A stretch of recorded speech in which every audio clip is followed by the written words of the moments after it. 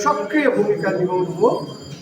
त्यसैगरी हाम्रो पदाधिकारीहरू, गुठीका पूर्व अध्यक्षहरू, क्षेत्र विकासका पूर्व अध्यक्षज्यूहरू सम्पूर्णमा नमस्ते।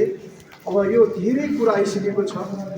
मलाई चाहिँ के लाग्यो भनेदेखि यो हाम्रो ऐतिहासिक पवित्र भूमि वास्तवमा हाम्रो प्रत्यक्ष नजरमा छ के भइराखेको छ हैन, त्यसको हामीले इतिहास पनि अलिकति बुझ्नुपर्ने हुन्छ। म धेरै व्याख्या गरिराख्दिनँ र इतिहासलाई मैले 3 चरणमा यसो हेरेको छु। 1920 देखि 1914 देखि अगाडिको एउटा यो अघि 60 धुरी भन्नुभयो 58, त्यसपछि 60 धुरीसम्मको चाहिँ हाम्रो इतिहास जसलाई चाहिँ सञ्चालन गरेको चाहिँ तामाङ समुदायकै हजुर र रुम्बाहरूले सञ्चालन गरेको देखिन्छ र यो कुराहरू हाम्रो इस्तिहारहरूमा पनि प्रष्ट देखिन सक्छ। त्यसपछि अब आयो जुन दोस्रो चरण, हिजोको 2083 साल वैशाख 10 गतेसम्मको इतिहास। यो त हामी सबैले भोगेकै कुरा हो, देखेकै कुरा हो र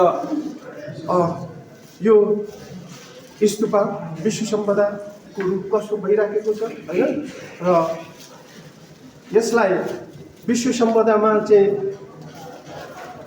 1979 मा सूचीकृत गरिसकेपछि यहाँ जुन सञ्चालित भयो, अब त्यसको अवस्था पनि के थियो कस्तो थियो यहाँ सबैलाई विदितै छ। र आज समयले गोल्टे फेरेको छ र समय परिवर्तित छ। आज हिजो जसरी यो गुठीलाई सञ्चालन गर्दै आएको थियो, आज त्यो नितान्त परिवर्तन भएर आज यो व्यवस्थापन समिति गठन भएको छ नेपाल सरकारबाट। र आजको समय हिजोको जस्तो छैन। हिजो एकल व्यक्तिबाट यो गुठी सञ्चालन हुन्थ्यो, हामी बाध्य हुन्थ्यौँ, माथिबाट सोर्स फोर्स लगाएर हामी दबिन बाध्यतामा जकडिएका थियौँ। र आज त्यो अवस्था छैन। र हिजोको पुजारीलाई पनि हाम्रो यो समितिले जे अरायो परायो त्यही गर्ने हो र हामी त्यो गराउँछौँ। यो हाम्रो प्रतिबद्धता पनि हो। र हाम्रो यो अवस्था अहिले जुन बौद्धको अस्तव्यस्तता अवस्था छ कसरी आयो भनेदेखि हाम्रो स्थानीयताको पनि अलिकति कमजोर छ। किन कमजोर छ भने यो ज्ञानगुठी र क्षेत्र विकासलाई समेट्न सकेन, सहकार्य गर्न सकेन। हाम्रो स्थानीयको नाताले हामीले उनीहरूलाई ल्याउनु पर्थ्यो। मैले चाहिँ बारम्बार सल्लाह दिन्थ्यौँ, त्यो हुन सकेन। तर आज यो परिवर्तित समयमा अब मेरो प्रयत्न रहनेछ। बौद्धनाथ क्षेत्र विकास समिति हाम्रो प्रमुख स्थानीय हामी अलमोस्ट के छौँ भनेदेखि बौद्ध तामाङ कल्याण गुठीको सदस्यहरू यो गुठीको पनि सदस्य छौँ।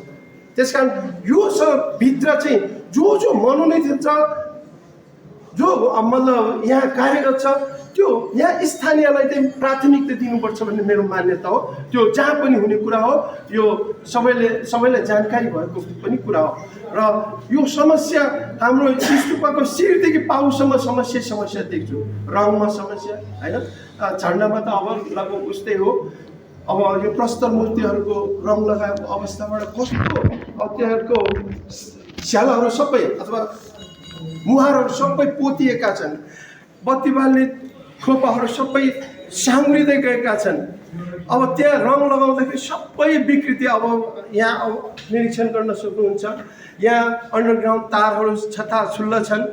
अब यो कुकुरका समस्याहरू छन्। त्यो कुरा हामी वडासँग महानगरसँग पनि सहकार्य गर्छौँ र हाम्रो तालुकदार कार्यालयहरू, गुठी संस्थान प्रधान कार्यालय अथवा जिल्ला कार्यालय, त्यसै गरी पुरातत्व विभाग यो संरक्षण गर्नु पर्थ्यो पुरातत्व विभागले। र यो संस्थालाई चाहिँ तालुकदार कार्यालय भएको हुनाले गुठी संस्थान र पुरातत्वले अलिकति निर्देशन र कार्य गर्न बाध्य गराउनु पर्थ्यो। तर त्यो कहिले पनि गुठी संस्थानले पनि गर्न सकेन र यो पुरातत्व विभागले पनि गरेन। यो दुःखद कुरा हो। अब हामी चाहिँ के गर्छौँ भनेदेखि अब सल्लाह बसिकन अब यो गुठी संस्थान र पुरातत्वलाई पनि एउटा जिम्मेवारी बनाउँछौँ। यो वास्तविक हेरिटेज कस्तो हुनुपर्ने त्योतिर जान्छौँ। र सबै ठाउँको हेरिटेज त एकै ठाउँमा छैन। मैले तास्मानिया भन्ने ठाउँमा चाहिँ एउटा पोर्ट आर्थर भन्ने ठाउँमा चाहिँ एउटा जेल जहाँ चाहिँ एउटा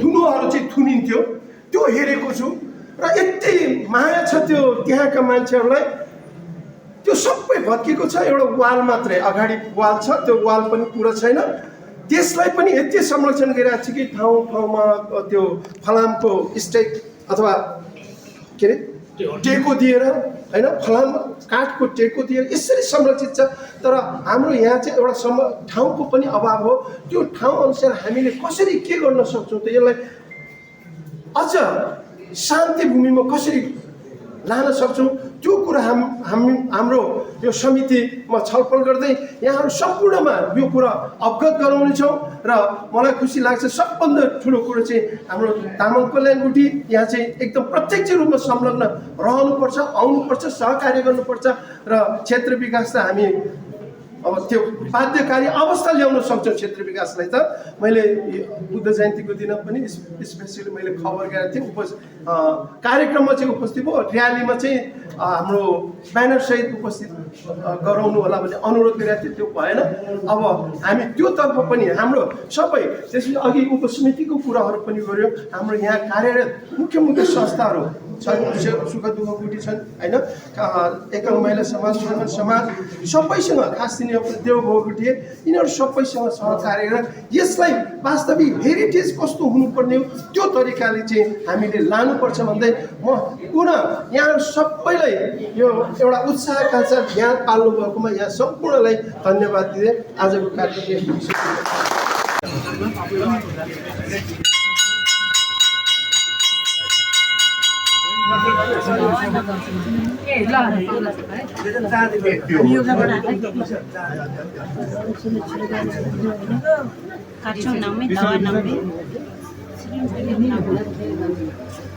सक्नुभयो एकैचोटि ल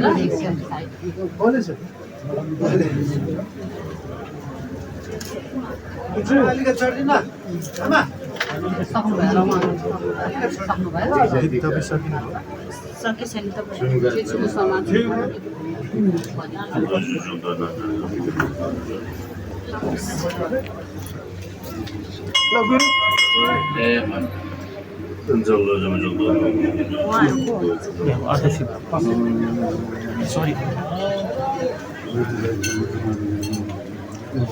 सबै मिलेर काम गर्नुपर्छ मलाई उल्टा आशीर्वाद माग्नु पर्यो नि त म भने